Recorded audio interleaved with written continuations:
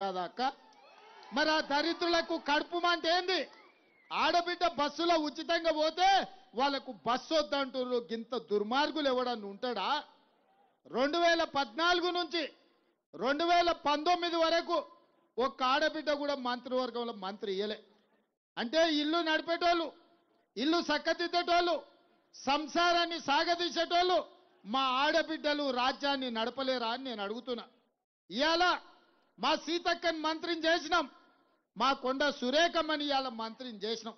మా ఆడబిడ్డలు రాజ్యం నడుపుతలేరా అని నేను అడుగుతున్నా.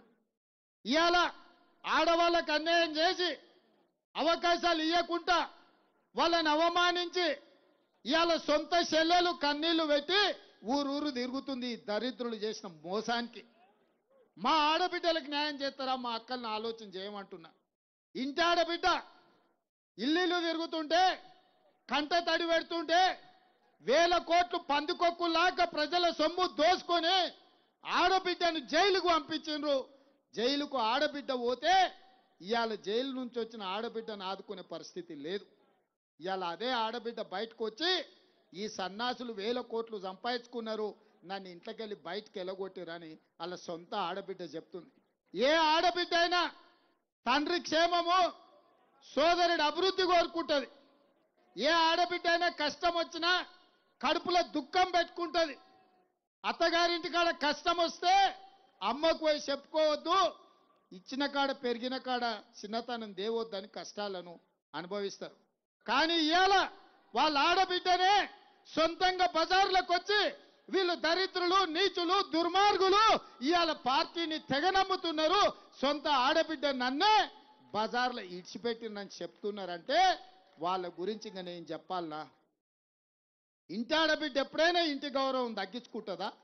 ఇవాళ వాళ్ళ ఇంటి ఆడబిడ్డ బయటకు వచ్చి వీళ్ళు దుర్మార్గులు, దొంగలని చెప్తున్న మాట నిజం కాదా? ఇవాళ అందుకే ఆ దుర్మార్గులకు ఆడబిడ్డలంటే పడనే పడదు. వాళ్ళ నాయన మంత్రియలే వాళ్ళ కొడుకు వచ్చి ఇవాళ బస్సు రద్దు చేయమని అంటుండు దుర్మార్గుడు. ఇవాళ రేవంత్ రెడ్డి ఏం చేసిండని అడుగుతున్నాడు ఒక ఆయన. నేను అడగదలుచుకున్నా.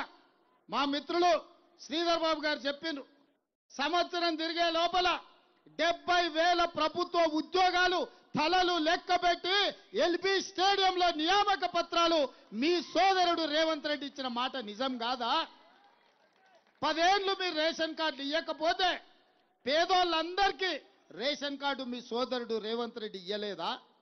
ఇవాళ ఆనాడు దొడ్డు బియ్యం ఇస్తే అవి దానా పెట్టనికి వనుకొచ్చినాయి.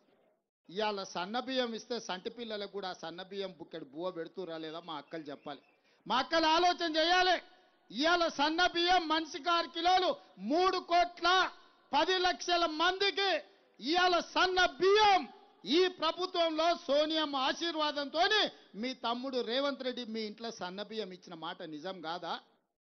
ఇవాళ పేదవాళ్ళు కూడా ఇవాళ మంచి అన్నం తినాలి, పిల్లలను జాగ్రత్తగా పెంచుకోవాలి. మన జీవితం ఎట్లో గట్ల గడిచిపోయింది, ఆ పిల్లలన్న బాగుండాలని ఇవాళ మీకు సన్న బియ్యం నేను ఇయ్యలేదా అక్క? ఇవాళ 200 యూనిట్లు కరెంటు ఉచితంగా మీకు ఇయ్యలేదా? ఇవాళ ఆర్టీసీలో బస్సు మీకు ఉచితం ఇయ్యలేదా? మరి ఇవాళ మీ బస్తీలలో అభివృద్ధి పనులు చేయాలని నేనంటే ఎవరన్నా మీ మనిషి, మీ సిపాయి ఉండాలనా లేదా? ఇవాళ మీ తరఫున మీ సమస్యలు తెలిసి మీ సమస్యల పరిష్కారం కోసం ప్రభుత్వంతో మాట్లాడే సిపాయి మీకు ఉండాలనా లేదా? మీరు ఆలోచన చేయరు. ఇవాళ వాళ్ళు అంటారు సెంటిమెంట్ అని. ఒకవేళ సెంటిమెంట్ గురించే మాట్లాడాల్సి వస్తే నేను ఒక మాట అడగదలుచుకున్నా. 2007లో ఈ హైదరాబాదు నగరానికి పేదోళ్ళ గుండెల్లో దేవుడుగా కొలువపడ్డ పి జనార్దన్ రెడ్డి ఆయన గుండె ఆగి చచ్చిపోతే పీజేఆర్ ఈ హైదరాబాదు నగరంలో ఇతర జిల్లాల నుంచే కాదు ఇతర రాష్ట్రాల నుంచి తండాలలో, గూడాలలో, మారుమూల పల్లెల్లో కార్మికులుగా ఇక్కడ శ్రమ చేసి బతకాలని వస్తే, ఉద్యోగ ఉపాధి అవకాశాలు వస్తే గూడిచ్చి గుడిసేసుకోనికే మీకు అండగా నిలబడ్డ గొప్ప నాయకుడు కీర్తిశేషులు పి జనార్దన్ రెడ్డి. ఆయల్ల పీజేఆర్ గుండె ఆగి చచ్చిపోతే బద్ద వైరి పక్షాలైన టీడీపీ, చంద్రబాబు నాయుడు, పీజేఆర్ కుటుంబానికి ఏకగ్రీవంగా ఎమ్మెల్యేని చేయమని చెప్పిండు. బీజేపీ వాళ్ళు పీజేఆర్ కుటుంబానికి ఏకగ్రీవం చేయమన్నారు. బీఆర్ఎస్ వాళ్ళు టీఆర్ఎస్ ఆనాడు చంద్రశేఖరరావు అభ్యర్థిని పెడితే పీజేఆర్ కుటుంబం కేసీఆర్ను గెలవనికపోతే ఇంటి ముందల గేట్ కాడ 3 గంటలు నించోబెట్టిండు ఎర్రటి ఎండల. ఇవాళ మా ఆడబిడ్డ విజయారెడ్డి ఈయనే ఉన్నది, అడుగురు పీజేఆర్ బిడ్డ ఉన్నది. ఆ ఎల్లా ఎన్నికలు వద్దు, మా బాపు చచ్చిపోయిండు, మా సోదరికి టికెట్ ఇచ్చిర్రు, చంద్రబాబు నాయుడు మాకు అండగా నిలబడ్డాడు, చంద్రశేఖరరావు నువ్వు మాకు ఏకగ్రీవం చేయమని ఈ ఆడబిడ్డలు వాళ్ళ తల్లి పీజేఆర్ భార్య పోయి అడిగితే 3 గంటలు ఎండకు నిలబెట్టి వెనక్కి పంపించిండు. కానీ కనికరం లేని కసాయి కేసీఆర్ ఆనాడు పీజేఆర్ మీద అభ్యర్థి, ఆ కుటుంబం మీద అభ్యర్థిని పెట్టి ఒక మంచి సాంప్రదాయాన్ని తుంగలో దొక్కిన దుర్మార్గుడు చంద్రశేఖరరావు తారక రామారావు కాదా అని నేను అడుగుతున్నా. ఇవాళ వచ్చి సెంటిమెంటు ఇవాళ ఓటేయండి అని అడుగుతున్నారు.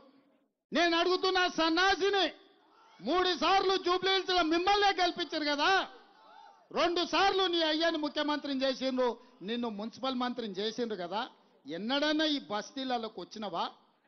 గా ఎల్ల వాన వస్తే నీళ్లు నిండితే నేను ముఖ్యమంత్రి ఉండొచ్చి బస్తీలలో తిరిగిన, అమీర్పేట చౌరస్తాలో నిలబడి ఎందుకు ఈ ప్రాంతం మునిగిపోతుంది, కృష్ణకాంత్ పార్కు నుంచి యూసుఫ్ కూడా, వెంగళరావు నగర్, సోమాజిగూడ, అమీర్పేట ప్రాంతంలో పేదోళ్ళు సంపాదించుకున్న ఇండ్లు నీళ్లలో మునుగుతుంటే ముఖ్యమంత్రిగా నేను వచ్చి ఆ సమస్యకు పరిష్కారం చూపించాలని రోడ్లు వలగొట్టించి మీ ఇండ్లకు నీళ్లు రాకుండా సాఫీగా నీళ్లు పోయేటట్టు చేసిపోయినా.